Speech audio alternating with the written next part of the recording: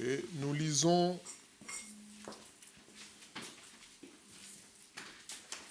nous prenons 2 Samuel 6, mais avant ça, nous allons prendre 1 roi, 1 roi chapitre 3, verset 15.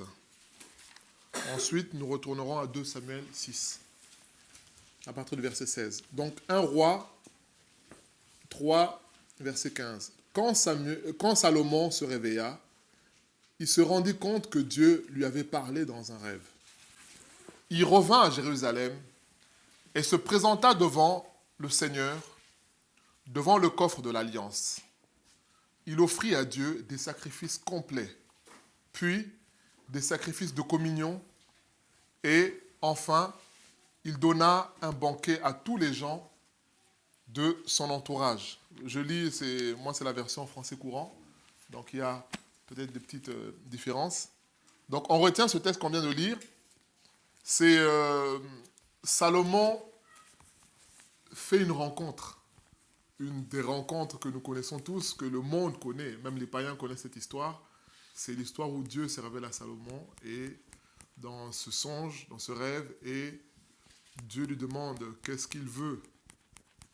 Et Salomon dit, tu as été bon envers mon père David, et tu as été fidèle aussi envers moi, qui ne suis rien du tout. Alors tout ce que je te demande, c'est la sagesse et l'intelligence pour conduire, diriger ton peuple. Et Dieu est touché par cette demande de Salomon, cette requête. Dieu s'attendait à ce que, logiquement, Salomon puisse faire une requête liée aux besoins, peut-être la victoire contre les ennemis, contre les peuples qui entourent Israël. Et Dieu est touché. Et il dit, écoute, puisque tu me demandes ça, je te donne plus. Je te donne même la richesse. Et donc là, on lit maintenant cette partie. Donc quand Salomon, finalement, se rend compte qu'il vient de parler à Dieu, comme c'est écrit ici, hein, quand Salomon se réveilla, il se rendit compte que Dieu lui avait parlé dans un rêve. Salomon se rend compte que finalement, il a parlé avec Dieu. Et la conséquence, c'est quoi? On nous dit, il revint à Jérusalem, il se présenta devant le Seigneur, devant le coffre de l'Alliance, il offrit à Dieu des sacrifices complets, puis des sacrifices de communion, et enfin il donna un banquet à tous les gens de son entourage. Donc il a fait venir tout le monde et il s'est réjoui. Il a fait une grande fête. On va revenir là-dessus. Donc on lit 2 Samuel. Donc là c'est le père de Salomon, c'est David. C'est presque la même scène. Et ensuite on donnera la pensée de notre exhortation. 2 Samuel 6, verset 16. 16. 2 Samuel 6, verset 16. Donc il faut bien suivre. Moi j'ai la version français courant, donc il faut vraiment être attentif. L'avantage de français courant, c'est que ce sont des termes qui sont plus ou moins accessibles et qui nous permettent de saisir 2 Samuel 6, verset 16. Au moment où le coffre arriva dans la cité de David, Michal, fille de Saül, regarda par la fenêtre et vit le roi David danser et tournoyer devant le coffre. Alors elle éprouva un profond mépris pour lui. On vint de poser le coffre à la place qui lui était réservée, dans la tente que David avait fait dresser pour lui. Ensuite, David offrit au Seigneur des sacrifices complets. On voit presque les mêmes termes. Hein, et des sacrifices de communion. C'est les mêmes termes qu'on a lus dans l'autre passage. Verset 18. Quand il eut achevé de les offrir, il bénit le peuple au nom du Seigneur, le Dieu de l'univers. Il fit distribuer des vivres à toute la foule des Israélites. Chaque homme et chaque femme reçut une galette de pain, un gâteau de dattes et un gâteau de raisin sec. Ensuite, chacun retourna chez soi. David rentra chez lui pour saluer les siens.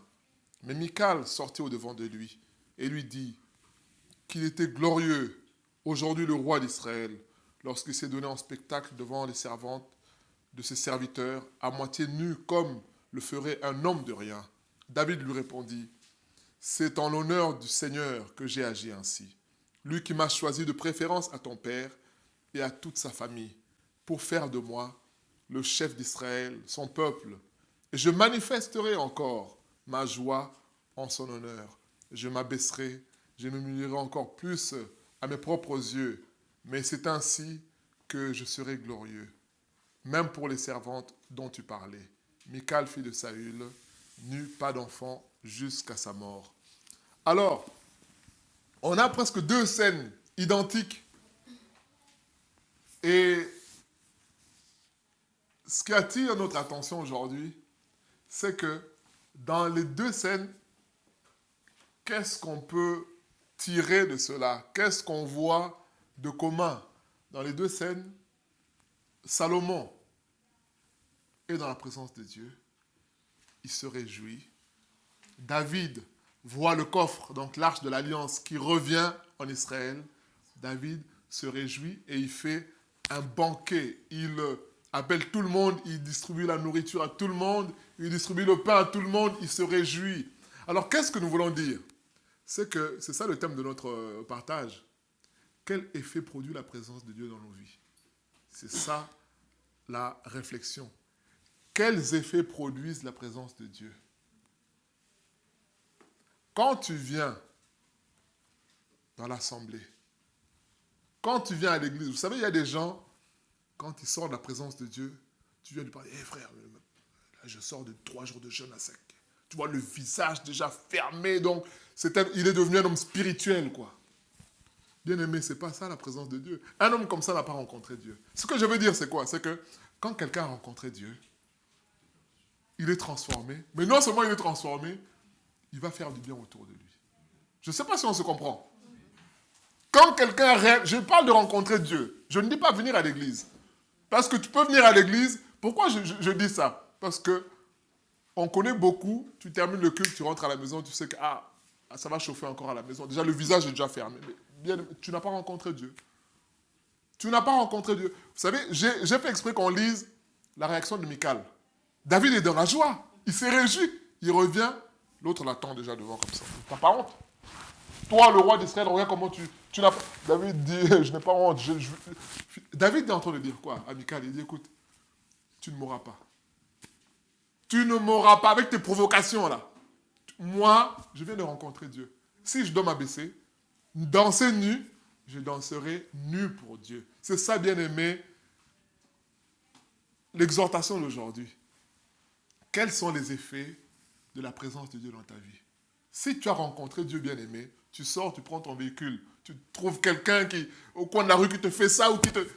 Tu ne vas pas sortir pour te battre. Tu n'as pas rencontré Dieu. Parce que si tu as rencontré Dieu, la présence de Dieu est tellement pleine en toi que tu as juste envie de lui dire, mais que Dieu vous bénisse. Je ne sais pas si on est d'accord, je ne sais pas si tout le monde comprend ce que je suis en train de dire là.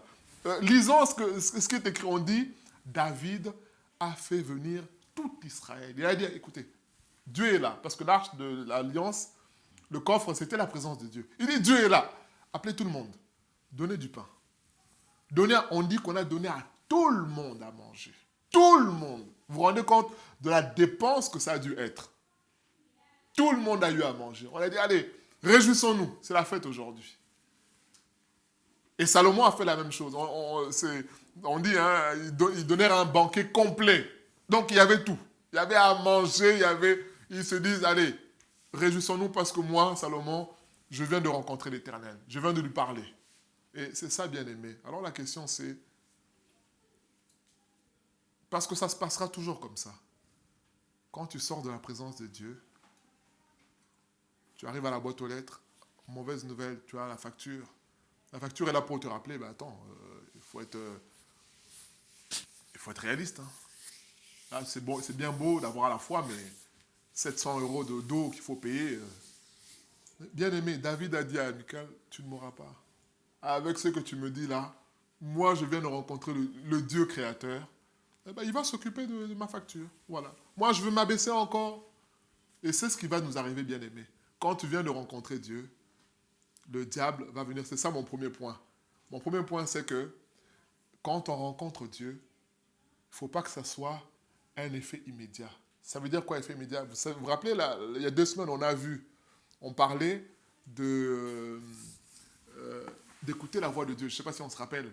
On disait, quand on se réunit, l'objectif, c'est quoi? C'est écouter Dieu. Alors, on va l'écouter au travers du chant, au travers d'une parole, au travers du monsieur qui va exhorter, au travers... Mais le plus important, c'est écouter. Parfois, c'est un chant qu'on connaît, mais on va dire, je te donne mon cœur, il ne m'appartient. Ah, on se dit, au fait, être chrétien, c'est que ma vie ne m'appartient plus. Mon cœur appartient. Vous voyez, rien que ça, en fait, c'est ça le but de Dieu. C'est que Dieu te touche. C'est ça. Maintenant, ce toucher de Dieu là, il ne faut pas qu'il soit immédiat. Quand je dis immédiat, c'est-à-dire que tu es touché tout de suite et ensuite ça s'arrête. Vous savez, c'est un peu comme le micro-ondes. Hein. Le micro-ondes, quand tu l'arrêtes, tic, tic, c'est fini. Il n'y a plus rien. Et si tu laisses l'eau un peu, il n'y a plus rien. Or, la plaque, quand tu mets à chauffer, souvent avec les plaques à induction, ils te mettent encore le H hot. Il dit attention, même si c'est noir, mets ta main, tu vas te brûler. La chaleur reste. Et les chrétiens aujourd'hui, c'est des micro-ondes. C'est-à-dire, c'est la rapidité. Vite, vite, vite, vite, vite. Mais après, il n'y a plus rien. Aujourd'hui, c'était fort. Aujourd'hui, c'était bien. Aujourd'hui, c'est bien aimé. Tu vas voir le frère 1 heure après. Le discours est tout autre. Oui, mais je ne comprends pas. Mais tu viens de la présence, tu viens de chanter. Tu viens de glorifier Dieu. Tu as déjà oublié ce que tu as. Et vous voyez, David n'a pas oublié. Quelqu'un est venu pour gâcher sa joie. Il a dit non, non, non, non, non, non. Moi, je viens de servir le véritable Dieu, de le louer. Alors, je vais continuer à le louer, même s'il faut que je m'humilie, je vais continuer à le faire. C'est ça, bien-aimé. Celui qui a rencontré Dieu, il a rencontré. Et rien, je ne suis pas en train de dire qu'il n'y aura pas de difficultés. Il y aura des difficultés. Mais la présence de Dieu comble cela. Deuxième point, quand quelqu'un a rencontré Dieu, ça va se voir dans son entourage. Son attitude vis-à-vis de son entourage sera différente. On a vu là, comme on a lu, ils ont fait une expérience personnelle avec Dieu. Salomon aurait pu se dire, bon, j'ai parlé à Dieu, Dieu m'a dit des grandes choses, il m'a dit que je serais riche, mais non. Il a considéré que c'est lui qui a parlé avec Dieu, mais le peuple devant en bénéficier. C'est ça ma réflexion aujourd'hui. Est-ce que quand tu rencontres le Seigneur, quelle est ton attitude envers ton entourage? Est-ce que tu es toujours le même? Vous savez, quelqu'un qui a rencontré Dieu, il n'est plus le même. Il n'est plus le même. Il y a beaucoup d'exemples dans la Bible. Des gens, je dis bien, qui ont rencontré Dieu, qui ont rencontré Jésus. Un exemple, Zachée. Voilà. Jésus va chez Zachée, on dit, il est allé manger, loger chez un homme pécheur. Mais quand Jésus entre dans la maison de Zachée, Zachée regarde, je pense qu'il devait observer Jésus. Il devait l'observer. Il devait l'observer. Jésus ne lui dit rien. Il dit, écoute Seigneur, à partir d'aujourd'hui, je décide de restituer tout ce que j'ai pris. De façon malhonnête. Je rends tout. Bien aimé, c'est ça. Et Jésus regarde et dit, le salut est entré dans cette maison, car celui-ci était aussi un fils d'Abraham. Bien aimé, c'est ça. Quelqu'un qui a rencontré Dieu, il n'est plus le même. Il n'est plus le même. Ce n'est pas moi qui le dis. 2 Corinthiens 5, verset. Si quelqu'un est en Christ. Oui, mais c'est quoi la référence? On cherche la référence. Voilà, oui, mais bien aimé, il faut connaître ça. Voilà. Si quelqu'un est... J'aime beaucoup le si. Le si, là, dit tout. Parce que les gens peuvent dire, oui, je suis chrétien, Non, on dit si. C'est-à-dire qu'il y a un effet et il y a une conséquence. c'est comme ça. Il y a un effet, il y a une conséquence. Alors, s'il n'y a pas de conséquence, c'est qu'il n'y a pas eu effet. Il y a peut-être une sympathie, il y a peut-être une, proximité. Tu as beau être ami au fils du roi, mais tu n'es pas le fils du roi. Tu es son ami. Parce que le jour où le fils du roi ne sera pas là, toi, tu seras tel que tu es. Voilà, c'est ça. On dit si quelqu'un est en Christ. On dit, et dans la version parole vivante, on dit si quelqu'un est uni à Christ. Donc, il est en relation. Il devient une nouvelle personne. Pourquoi? Parce qu'il a déjà rencontré le Seigneur. Et comme il a rencontré le Seigneur, son entourage, j'insiste sur les passages qu'on a lus, c'est que Parce que beaucoup diront, oui, mais vous savez, l'histoire de foi, c'est une expérience personnelle. Hein. Non, c'est faux. C'est faux. C'est une expérience personnelle, mais qui est amenée à se répandre autour de soi. Je ne dis pas que c'est parce que nous, on va devenir bons que les gens vont devenir bons avec nous. Non. Certains seront même méchants parce qu'on est trop bons. Mais quand quelqu'un a rencontré le Seigneur bien-aimé, l'entourage autour va sentir cela. Ce sera quelqu'un qui sera, comme Jésus dit, vous êtes la lumière du monde. Vous êtes le sel de la terre, Matthieu 5, 13 à 15. Pourquoi Jésus dit ça? Parce que c'est ça qu'on est en train de dire là. Puisque on l'a rencontré, lui, Jésus, alors on peut jouer maintenant notre rôle. Maintenant, quand Jésus dit vous êtes le sel de la terre, la lumière du monde, ça ne veut pas dire que les souffrances de ce monde vont finir.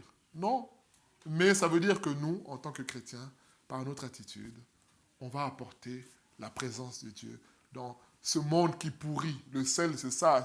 Ça vient pour préserver de la corruption. La lumière vient pour enlever les ténèbres du monde. Et c'est ça que nous sommes chrétiens. Donc, si nous sommes réellement chrétiens, si nous réellement nous rencontrons Dieu, alors ça va se ressentir aussi autour de nous. Et Jésus lui-même le dit toujours dans ce même passage, là, Matthieu 5, verset 15, il dit que votre lumière luise ainsi devant la lune, j'ai entendu? Oui, devant les hommes et on va lire alors Matthieu 5, si quelqu'un peut lire ça dans sa version, Matthieu 5, 15, 13 à 15.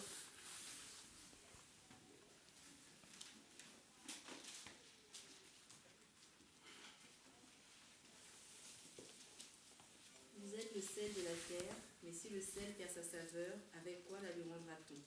Il ne sert plus qu'à être jeté dehors et foulé aux pieds par les hommes. Vous êtes la lumière du monde. Une ville située sur une montagne peut-être être cachée et on n'allume pas une lampe pour la mettre sur le boisseau, mais on la met sur le chandelier et elle éclaire tous ceux qui sont dans la maison. Que votre lumière luise ainsi devant les hommes afin qu'ils voient vos bonnes œuvres et qu'ils glorifient votre Père qui est dans les cieux. Amen.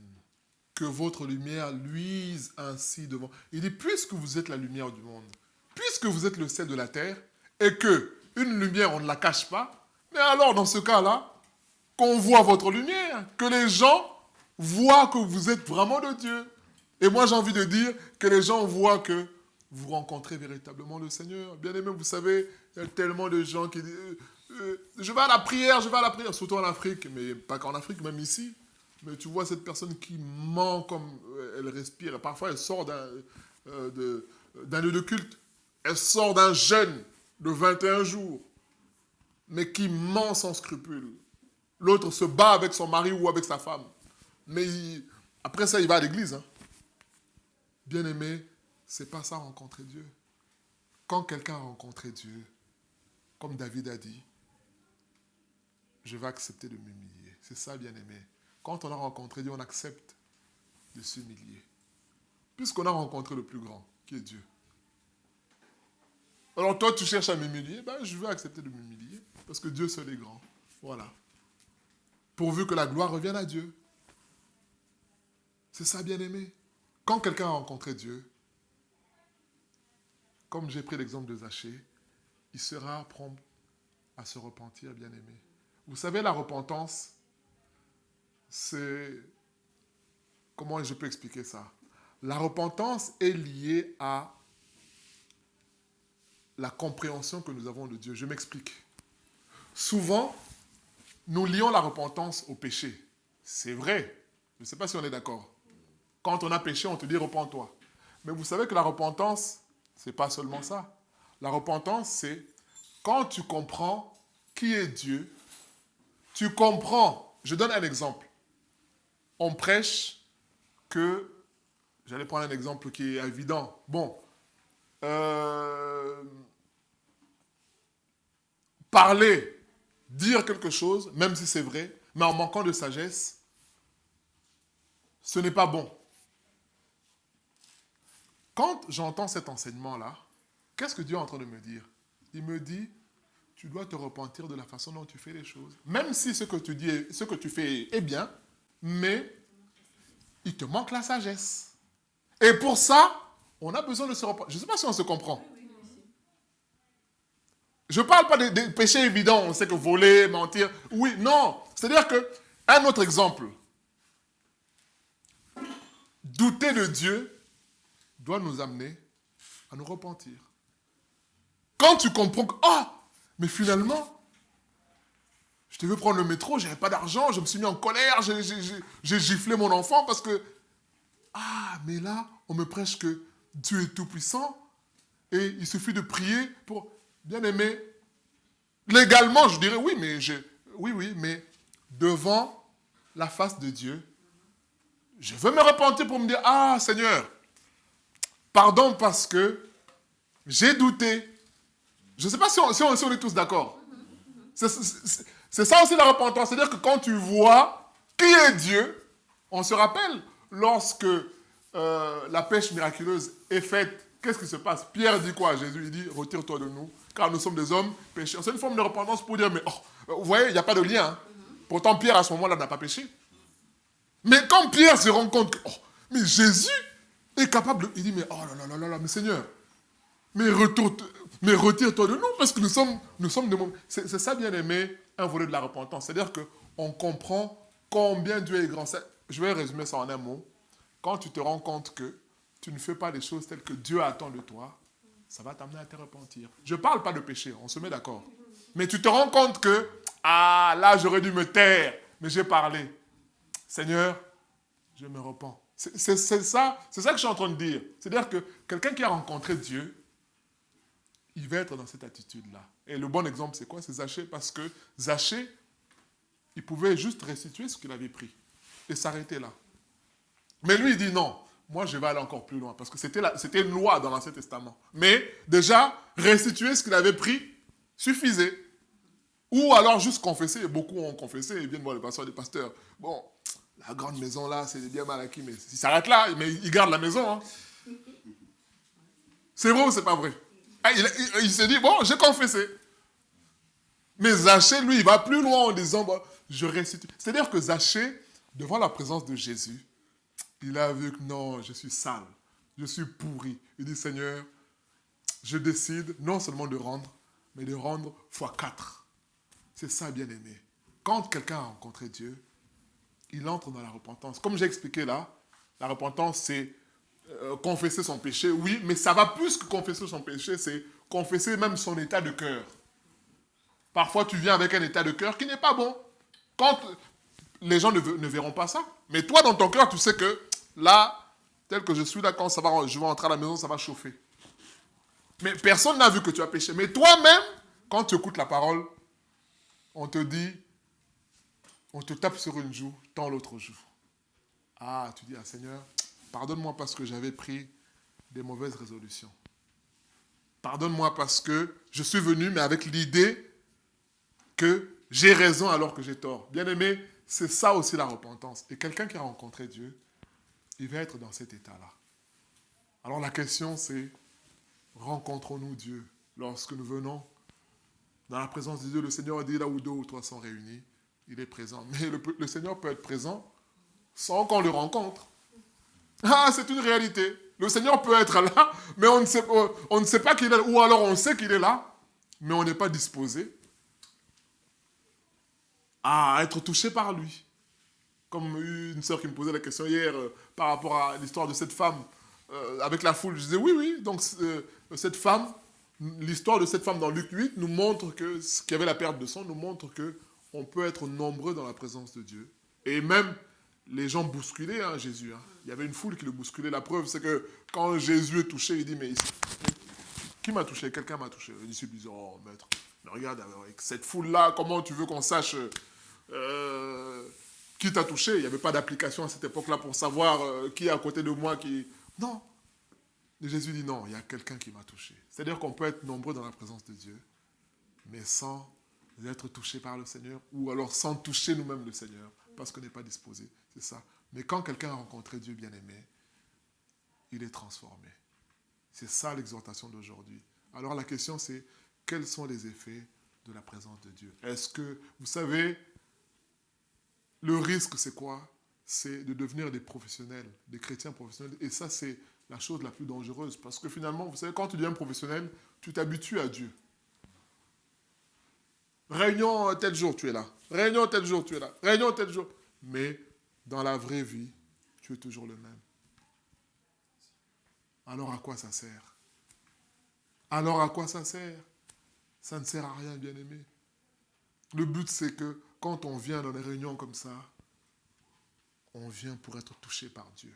Ce que je faisais avant. Peut-être que je regarde des films qui ne sont pas à la gloire de Dieu. Tu me diras, oui, mais montre-moi dans la Bible un verset où c'est écrit, tu ne regarderas pas. Mais on a l'Esprit de Dieu.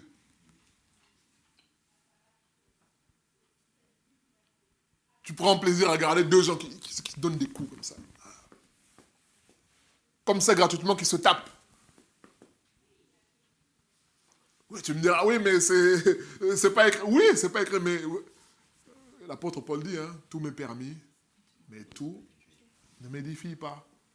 Tout m'est permis, mais tout n'est pas utile. Donc, un chrétien doit fonctionner dans une logique, premièrement, où est la gloire de Dieu? Deuxièmement, à quoi cela me sert? Bien aimé, c'est aussi simple que ça. Un chrétien doit fonctionner avec ces deux choses-là. C'est ce que Paul est en train de dire quand il dit « tout m'est permis, mais tout ne m'est pas utile ». C'est-à-dire que, premièrement, est-ce que Dieu est glorifié dedans?